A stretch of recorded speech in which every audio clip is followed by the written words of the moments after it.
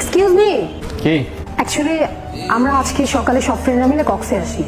দেন বাস থেকে নামার পর আমি একটু ওয়াশরুমে যাই, আমার ফ্রেন্ডরা আমাকে রেখে সব চলে যায়। এখন এখানে তো আমি কোনো মানুষও দেখতেছি না, প্লাস কোনো গাড়ি, তার উপর কোনো নেটওয়ার্কও নাই। আমি ওদের সাথে কোনোভাবে কন্ট্যাক্ট করতে পারতেছি না। এখন আমি তো এখানে একদম হারিয়ে গেছি। একদিনের জন্য ট্যুরে আসছেন? ঘরে স্যার লয়। হ্যাঁ, আমার স্যার লাইফ। আপনার কোনো সমস্যা? না, আমার আবার কিসের সমস্যা? Now can you please help me? Yeah sure. আমরা সব ফ্রেন্ডরা মিলে ইনানি বিচে যাওয়ার কথা। আমি শিওর আমার ফ্রেন্ডরা ওই বিচের আশেপাশেই আছে। কারণ আমার সেখানে আপনাকে নিয়ে যেতে হবে। জি। আর সেটা আমি কেন করবো? আপনার যত টাকা লাগে আমি আপনাকে দিব। আপনার কি মনে হয় এই পৃথিবীতে সবকিছু টাকা দিয়ে হয়ে যায়? মানে কিছু না। আচ্ছা চলুন, আমি নিয়ে যাচ্ছি, আমার কিচ্ছু লাগবে না। ওকে।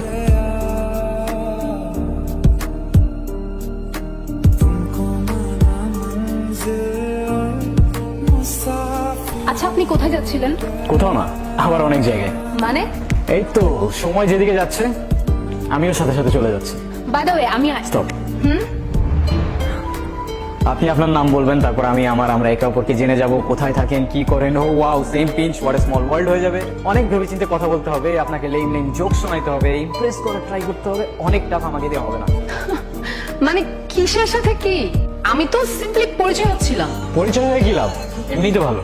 আমি আপনার কাছে আগন্তুক, আপনি আমার কাছে। জানেন, এই জায়গাটার সাথে না আমার অনেক পুরনো একটা সম্পর্ক আছে। যেমন?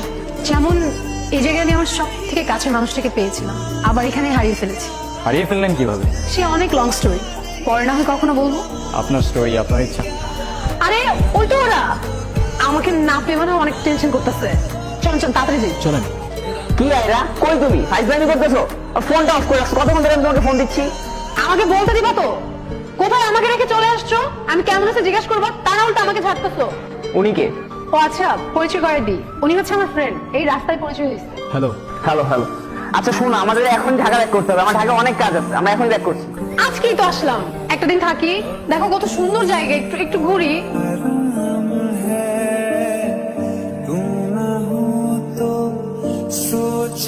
আচ্ছা তোরা তোল, আমি একটু আসতেছি। হ্যাঁ,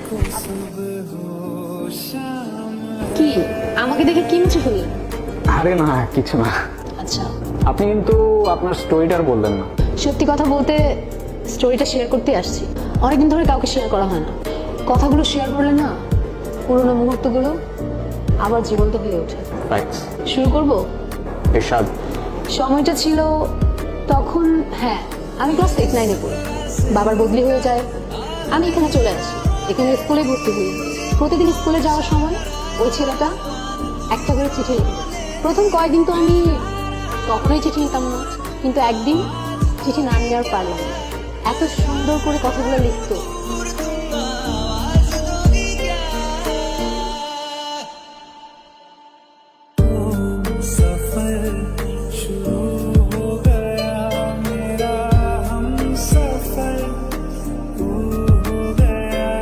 লিঙ্কগুলো ছিল, সেগুলো এখনকার হোয়াটসঅ্যাপ মেসেঞ্জার জেনারেশন কখনোই ফিল করতে পারে।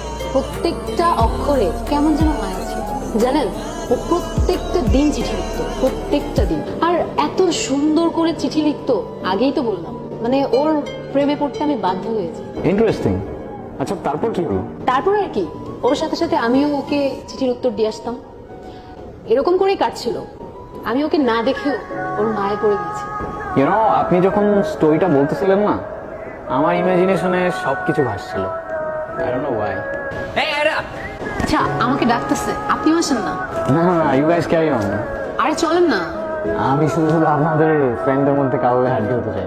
আমি না বুঝি না আপনার ক্যারেক্টারটা, এই খুব চার্মিং আবার খুব ডিপ্রেসড। আমি রিকোয়েস্ট করতেছি চলেন। আচ্ছা চলেন। এই তুমি ওইখানে কি করতেছো? তোমার না এখানে বসে থাকতে বললাম? আরে তেমন কিছু না, উনি ওনার লাইফের কিছু স্টোরি শেয়ার করতেছি। আপনি আমাদের মাঝে কথা বলছেন কেন? আচ্ছা সরি, আই এম সরি। আচ্ছা বাই দ্য ওয়ে, এখানে কোনো খাবার পাই নাই, আর ওইদিকে একটা রেস্টুরেন্ট আছে, লাঞ্চের টাইম হয়ে যাচ্ছে, চল আর দেরি না করি। আপনি চলুন না আমার সাথে। না না, ওনার কাজ আছে না, রাইট ব্রো? হ্যাঁ আপনারা যান ওইদিকে, হ্যাঁ ভালো খাবার পাওয়া যায় ওখানে। You guys carry on, have a great day. চলুন না, আপনি মিথ্যা কথা বলতেছেন। ওনার কোনো কাজ নেই, উনি এখানে ঘুরতে আসছেন, যাবেন আমাদের সাথে। চলুন।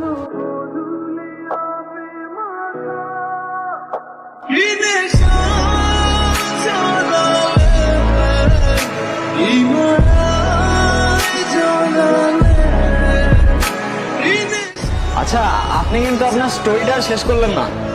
আমার স্টোরি বলে শেষ করা যাবে না, আর ওকে নিয়ে যতই বলি ততই কম হয়ে যাবে। আচ্ছা, তারপরও কেন যেন আপনাকে খুব বলতে ইচ্ছে করছে। লাইফ কিন্তু একটাই, যেটা ইচ্ছা করছে এখনই করে ফেলুন, কে জানে পরে আবার সময় পাবেন কি পাবেন না। ওর সাথে আমার প্রতিদিনই চিঠি দিয়ে নেওয়া হতো। ওকে কতবার বললাম আমার সামনে এসে দেখা করতে, ও কখনো করেনি। কেন করেনি জানি না। তারপর তারপর নাকি বাবার বদলি হয়ে যায়, আবার ঢাকায় চলে যেতে হয়। তখন তো আর ফেসবুক হোয়াটসঅ্যাপ কিছুই ছিল না, তাই ওর সাথে আমার কমিউনিকেশন রাখাটা পসিবল ছিল না। আমি ওকে অনেক খুঁজেছি জানেন, কিন্তু পাইনি। আমার সবচেয়ে বড় আফসোসটা কি জানেন? কি?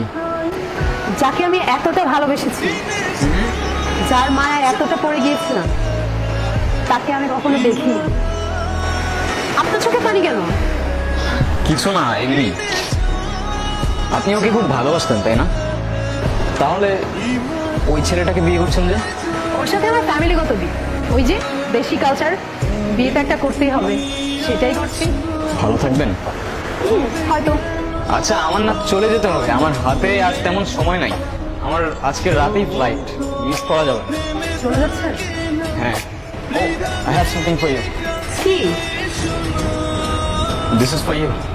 আমার জন্য? আমার জন্য হয় কিভাবে? আপনার সাথে তো আমার আজই পরিচয়। এটা কিনলেন কখন? আপনি মজা করছেন তাই না? সময় হলে ঠিক বুঝতে পারবেন। আসি, ভালো থাকবেন, নিজের খেয়াল রাখবেন, আর ফাঁকে থাকলে আবার দেখা হবে।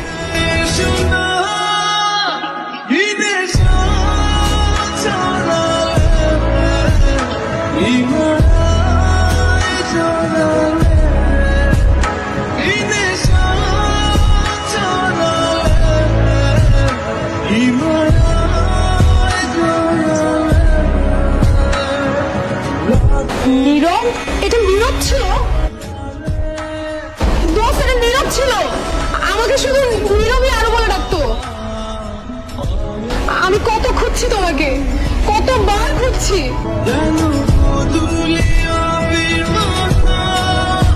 আবার এত কাছে পেয়ে হারিয়ে ফেললাম। আরও আমি ছোটবেলা থেকেই খুব ইন্ট্রোভার্টেড ছিলাম, কারোর সাথে কথা বলতে পারতাম না। আর সেখানে আমি তোমায় ভালোবাসতাম, কিভাবে তোমার সামনে গিয়ে দাঁড়াতাম আমি বুঝতাম না। কিন্তু আমি সেদিন এসেছিলাম আরও, তোমার চিঠিটা পড়ে সেখানেই দাঁড়িয়েছিলাম। প্রতিদিন আগের মতোই চিঠি দিতাম আর দাঁড়িয়ে থাকতাম তোমার অপেক্ষায়, কিন্তু তুমি আর আসোনি। কয়েকদিন আগেই তোমার খোঁজ পেলাম, শুনলাম তোমার বিয়ে হয়ে যাচ্ছে। তোমাকে শেষবারের মতো দেখার লোভটা আর সামলাতে পারলাম না। জানো, তোমাকে এত কাছে পাওয়ার পর তোমার থেকে দূরে যেতে প্রচন্ড কষ্ট হচ্ছে। আফসোস করে কি হবে বলো, ভাগ্যের লিখন কে খণ্ডাতে পারে। ভালো থেকো আর ভালোবাসা নিয়ে আরো।